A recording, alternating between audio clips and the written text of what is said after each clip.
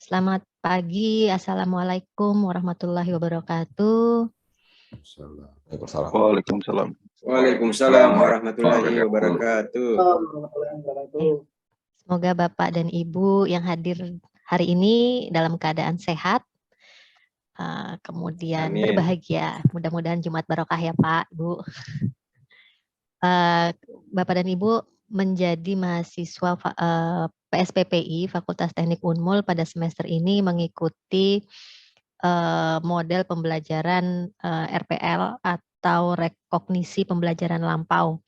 Artinya mungkin sudah dijelaskan, sudah diketahui sebelumnya bahwa dengan RPL ini Bapak Ibu nggak ada kuliah lagi, istilahnya ya, tidak menjalani mata kuliah gitu, duduk di satu kelas mendengarkan materi, tapi lebih kepada merekognisi apa yang sudah dilakukan di masa lalu gitu. Untuk dikonversi menjadi mata kuliah, sebenarnya seperti itu. Untuk itu nanti Bapak dan Ibu kalau sudah menyelesaikan pelaporan terkait apa saja yang sudah pernah dilakukan di masa lampau gitu, itu ketika sudah mencapai nilai minimal 600 poin, maka Bapak Ibu bisa dinyatakan lulus sebagai mahasiswa PSPPI dan berhak menyandang gelar insinyur. Nah, pentingnya apa yang akan disampaikan hari ini karena menjadi insinyur saja nggak cukup, Pak, Ibu. Akan ada lanjutan terkait sertifikasi profesionalnya. Jadi ketika insinyur itu sebagai gelar akademik, maka dalam dunia kerja sesuai dengan amanat undang-undang masih diperlukan lagi yang namanya sertifikat profesional. Nah, sertifikat profesional itu yang nanti dikeluarkan oleh Persatuan Insinyur Indonesia, PII. Dalam penilaian PII, untuk nanti Bapak Ibu mendapat sertifikat profesional, entah insinyur profesional utama, madya atau pratama gitu, kenalnya IPU, IPM, IPP gitu. Itu ada lagi yang akan dinilai oleh majelis penilai di sana gitu. Jadi kita akan Bapak Ibu akan mengalami dua fase penilaian. Yang pertama adalah penilaian terkait gelar insinyurnya. Nanti setelah lulus Bapak Ibu akan berhubungan dengan PII untuk terkait gelar IPP, IPM, IPU gitu sebagai sertifikasi profesionalnya, yang kemudian nanti akan dapat STRI, surat tanda registrasi insinyur. Itu sebenarnya yang akan jadi paspor dalam pekerjaan Bapak Ibu. Jadi punya nomor registrasi lah, insinyur yang terregister gitu. Nah itu penilaiannya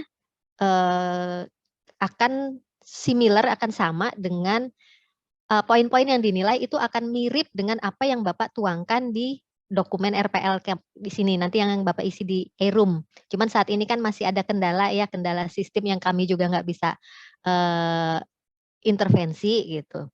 Sehingga Bapak Ibu belum bisa masuk ke dalam aplikasi e-room. Tapi Bapak Ibu sudah diminta untuk mengisi di file Word kalau nggak salah ya Pak, Bu. Nah, file Word itu yang nanti akan jadi bekal Bapak Ibu menginput ke e-room. Nanti kalau e-roomnya udah benar gitu, akan dinilai sebagai insinyurnya gitu. Nanti untuk insinyurnya, e-room itu juga akan disinkronisasi ke aplikasi Simponi yang dimiliki PII. Nah, di PII itu yang nanti akan urusannya dengan IPP, IPM, IPU nanti gitu. Jadi upayakan nanti untuk e-roomnya terisi dengan baik dan benar gitu, lengkap. Sehingga nanti dalam proses sinkronisasinya Bapak Ibu udah nggak repot lagi, nggak kerja 2 kali. Gitu. Nah, jadi mending bersusah payah saat ini gitu, tapi nanti udah lebih enak. Kenapa? Karena walaupun isiannya, saya bilang isiannya sebenarnya sederhana, menjelaskan apa-apa saja yang pernah Bapak Ibu lakukan gitu. Tapi ternyata kan prakteknya tidak semudah itu gitu. Karena ada dokumen-dokumen pendukung untuk memperkuat apa yang Bapak Ibu klaim. Oke, izinkan saya untuk share terkait bagaimana Bapak Ibu mengisi dokumen rekognisi pembelajaran lampau atau RPL-nya gitu. Ini adalah tampilan A-Room the Word nanti inputannya akan sama gitu, walaupun dengan tampilan yang berbeda ya. Ini yang tadi sudah saya mention sebelumnya, saya sampaikan bahwa ini skor terkait apa yang akan Bapak Ibu lakukan di PII gitu. Nah, sedangkan di PPI sendiri, nah ini suka kebalik-balik nih, kadang orang suka PPI, PII gitu, kayak yang suka kadang bingung gitu. Jadi PPI itu yang ada di bawah universitas gitu. PII itu adalah suatu asosiasi Persatuan Insinyur Indonesia gitu, itu terlepas dari universitas gitu. Jadi bagian kita sebelum nanti dinilai oleh majelis penilai di BK masing-masing. Kan BK itu nanti Bapak Ibu milih sendiri tuh, sesuai dengan bidang ilmu S1-nya. Atau kalau memang nanti ternyata S1-nya berbeda dengan apa pekerjaan selama ini, itu nanti bisa namanya pindah BK, badan kejuruannya. Jadi kita di sini saja, kita terkait pendidikan. Nah, ini tampilan A-Room. Yang saat ini belum bisa masuk ya. Nah, tampilan A-Room itu sendiri nanti akan ada data pribadi, ada kode etik, ada kualifikasi profesional, publikasi, sama lampiran. Nah, di sini ini nanti untuk mempermudah, karena sekarang belum bisa, jadi Bapak Ibu isi dulu Word-nya, file Word yang diberikan oleh Prodi gitu, supaya nanti ketika masuk ke A-Room, udah tinggal input-input aja nih. Data pribadi sudah tinggal masukin, karena sudah ada datanya. Tinggal copy paste lah gitu. Nanti untuk kode etik juga, kualifikasi profesional, yang diperlukan hanya, saya katakan hanya, tanda kutip, itu adalah dokumen pendukung. Itu yang kadang suka bikin lama. Nyari pekerjaan 10 tahun lalu, 15 tahun lalu gitu. Buktinya apa ya? Aduh, udah hilang buktinya. Nah, itu yang biasanya suka lama. Jadi memang tidak hanya mengklaim gitu, tapi memberikan bukti pendukung. Jadi ini adalah tampilannya. Nah, isian-isiannya nanti akan sama seperti apa yang Bapak Ibu input di Excel, di file Word ya, di file Word gitu. Jadi pada data pribadi akan ada nama lengkap, tempat tanggal lahir, nomor KTA bagi yang belum menjadi anggota PII silahkan dikosongkan. Kemudian karena nanti setelah lulus itu nanti kan dibantu diurus kayaknya ya. Nah, di sini nomor KTA.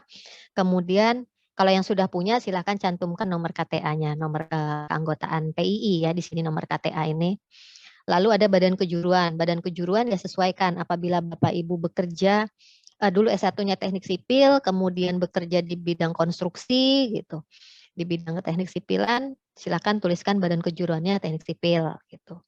Atau kalau misalnya tambang ya teknik tambang, atau kalau geologi kebumian gitu, tuliskan saja sesuai Bapak Ibu juga bisa sesuai dengan background pendidikan dan pekerjaan Bapak Ibu, yang Bapak Ibu juga bisa lihat di websitenya PII. Ada badan kejuruan apa saja. Jadi menyesuaikan dengan badan kejuruan yang Bapak Ibu tuju. Ada beberapa yang misalnya nih teknik sipil, tapi kerja di bidang tambang. Kan itu banyak juga. Masuknya yang mana? Ya silakan. Selama pekerjaannya memang menggunakan prinsip-prinsip atau ilmu-ilmu yang diperoleh pada saat menjadi sebagai sarjana teknik sipil, nggak apa-apa masukkan badan kejuruannya sipil. Tapi kalau jauh sekali melenceng ya itu mungkin bisa pindah gitu, jadi tambang gitu. Tapi biasanya kalau di tambang ada orang teknik sipil di dalamnya ya tetap saja prinsip-prinsip apa yang dipelajari pada saat S1-nya teknik sipil itu akan digunakan, jadi nggak masalah gitu. Masukkan juga badan kejuruan teknik sipil walaupun bekerjanya di tambang gitu. Jadi Bapak Ibu yang paling paham sebenarnya pekerjaannya seperti apa. Masih relate nggak, masih relevan nggak gitu. Linear atau tidak dengan background pendidikan. alamat, nama lembaga pekerjaannya gitu. Kemudian ya data-data pribadi lah di sini, telepon seluler, email dan lain-lain. Saya pikir tidak ada permasalahan di sini. Paling yang buka bingung adalah nomor KA sama badan kejuruan. Kemudian ini pendidikan formal juga tidak rumit ya sebenarnya. Jadi mencantumkan nama perguruan tinggi, S1, S2, S3. Kalau cuma S1 gimana gitu? Ya nggak masalah gitu. Tuliskan saja S1 gitu. S2, S3-nya tinggal dikosongkan. Jurusan, tahun lulus, gelar, ini kan sudah menyesuaikan ya. Untuk judul juga silahkan dicantumkan. Uraiannya bisa ambil dari abstrak. Dipersingkat saja abstraknya. Jadi sedikit uraian lebih kepada metode yang digunakan apa gitu, tujuannya apa gitu. Jadi hanya gambaran singkat Pak. Jadi lebih singkat lagi dari abstrak gitu. Lalu nilai akademik, IPK-nya ya di situ dituliskan. Ini juga saya pikir tidak ada hambatan gitu. Oh, terus kalau misalnya sekarang lagi menempuh pendidikan S2 atau S3 belum dimasukkan ya di sini, nanti bisa masuk diklaim di tempat lain tapi di sini enggak. Karena ini adalah gelar yang sudah dilalui, yang didapat gitu. Kalau belum lulus kan berarti belum dapat gelarnya. Nah, ini juga organisasi profesi dan organisasi lain yang dimasukkan. Ini yang wajib Bapak Ibu Mas cantumkan, PII. Walaupun sekarang belum, misalnya ada yang belum nih, kalau yang sudah kan silahkan sesuaikan tahun masuknya. Tapi bagi yang belum, tetap dicantumkan, ini wajib. Kemudian untuk deskripsinya ya ikutin ini juga nggak apa-apa gitu, nanti kan akan dibagi ya kayaknya untuk materinya ini. Jadi ini ikutin yang ini aja nggak apa-apa, atau misalnya Bapak Ibu ngelihat di websitenya PII, oh kayaknya lebih menarik nuliskan yang ini ya silahkan tuliskan. Nah, tapi yang penting wajib diisi. Jadi semua mahasiswa PSPPI wajib mengisi ini organisasi PII, walaupun sekarang belum bergabung.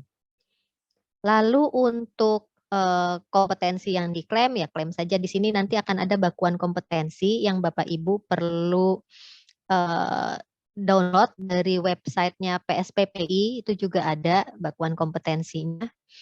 Jadi ada yang namanya W1 nih.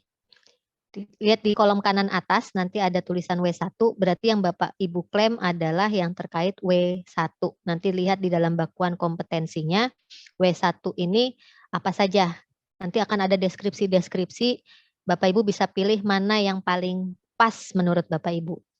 Tapi ngikutin ini juga nggak apa-apa. Sedangkan pada kolom yang terakhir, ini kosongkan saja. Ini nanti bagiannya majelis penilai. Kemudian organisasi misalnya ada ikatan alumni. Nah, ikatan alumni boleh Bapak tuliskan, Bapak Ibu tuliskan ikatan alumni. Atau kalau yang pengajar biasanya mungkin asosiasi dosen ikut gitu, silahkan. Atau kalau yang PNS mau dituliskan Perpri, silahkan. Atau kalau yang swasta ada serikat pekerjanya, silahkan dituliskan. Itu yang terkait pekerjaan. Kemudian organisasi lainnya ini boleh, selama dia adalah organisasi kemasyarakatan itu juga boleh.